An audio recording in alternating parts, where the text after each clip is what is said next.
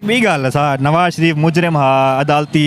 भगोड़ा ही सारा कुछ हुन एक बड़े प्रोटोकॉल नाल पाकिस्तान है अदालतां खुद वेंदन उंदे कने क्या वजह मतलब है कि पाकिस्तान दी वाकई मतलब अगर संभाल सकते तो नवाज शरीफ संभाल सकते नवाज शरीफ को कोई तरीके नाल घेनन खान जल्ले छुड़दा पे वला अंदरों सी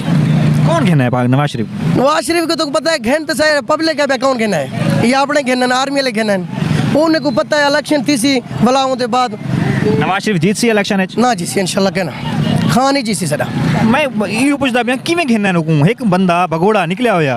भाई जड्डानी होसी जेल है वैसी बंदा जेल नहीं गया प्रोटोकॉल में फिरदा वदे इलेक्शन लसी पता है क्या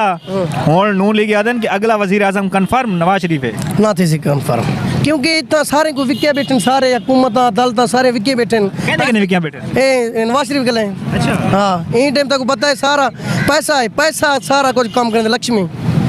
तक पता है सारा कुछ लक्ष्मी ਇਹ ਹੁਣ ਇਮਰਾਨ ਖਾਨ ਦੇ ਉੱਤੇ ਕੇਸ ਚੱਲਦਾ ਪਿਆ ਇੱਕ ਚੋਰੀ ਦਾ ਕੇਸ